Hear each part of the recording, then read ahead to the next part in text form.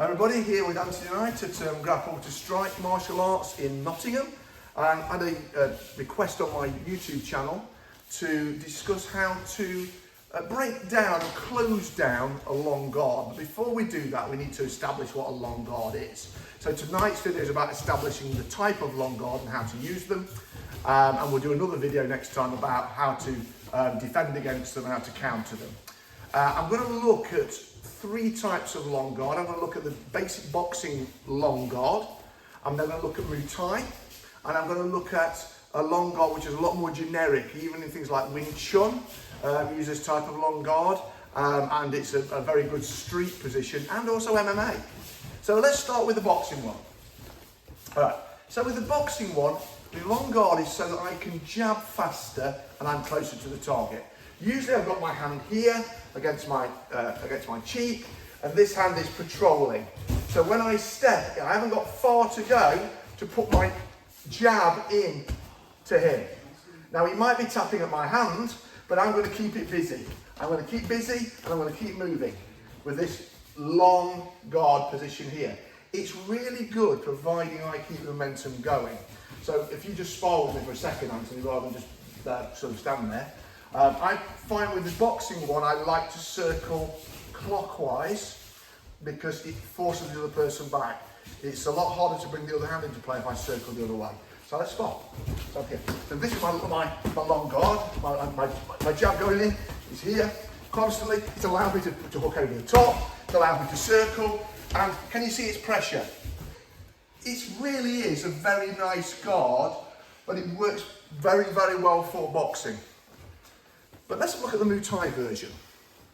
Now the Muay Thai version, similar starting position, elbow in, hand, wrist showing, elbow slightly down. Put your arm up. So if he's on a short guard, I'm here, look, can you see?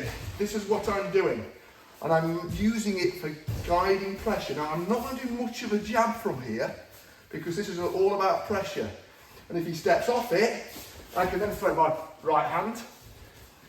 I like to circle the other way with this one, but he steps off it and I can split kick and hit him in the thigh. So basically I just in this long position. But this is a beautiful one for setting up elbows. Because I'm here like this, it's fold me again, so here, throw the elbow in. Can you see how that goes in? If he slips with this one, if he slips, of course, this is a problem, running into the elbow. So it's a very nice guard, but it's very for purpose. I will not use this for keeping him at bay with jabs. This is purely, if I want to gauge the distance, I'll be sparring normally, I'll be moving around normally, and I might pull in, I'll gauge the distance, then I'll come in with an elbow.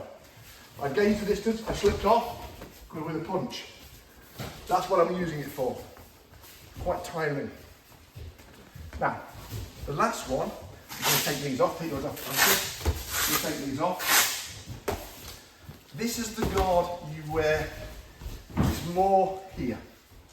I'm like this. So if I'm facing forward, it's like this. In Wing Chun, you often see the man sound, the Wu Sao. So you're in this position. This is not a long guard. It is not a guard. This is a bridge. For mobility, at distance, this would be, you could throw hook kicks and you're always going to be racing around. So you're going to start here, and when I get close to this, when it comes in, that's where my Wing Chun, my position, is more used when I've actually stood. So anybody that knows how to fight, a lot of Wing Chun guys know how to fight, will have this position here, slightly relaxed. And it's the same position as MMA. And it's the same position as street, where it's like, mate, I don't want any trouble. Now this is great for dealing with single shots, because any single shot I can deal with it. Any single shot I can deal with it without having to move very far. It's a very nice thing, and of course the open palms says I don't want any trouble. It's the body language open palm. Look, trust me, you can trust me. I don't want any trouble. So this long guard is also very good. Now the beauty of this long guard is that for the purpose of being able to grapple and be able to throw punches as well and throw kicks, I can throw kicks underneath it.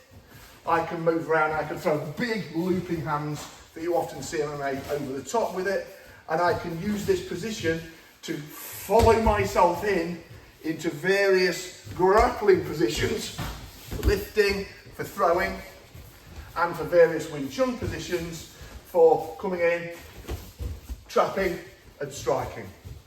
So they're different. What I have to say is you've got to be dynamic in all of them. One of the main things about Scott is you tell a beginner to stand like that, and that's where they'll stand forever. And you've got to be moving between the guards. You've got to use them as you need them.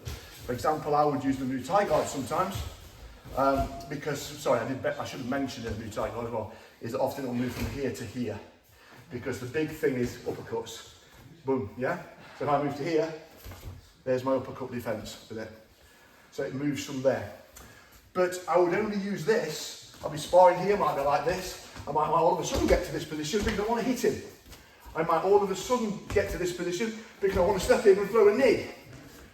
So you use them when you need to use them. I'm talking a lot on this video. I hope it helped. We will dismantle these guards and look at more of them as we come on in the week. But for now, give them a try. Thank you very much, Anthony.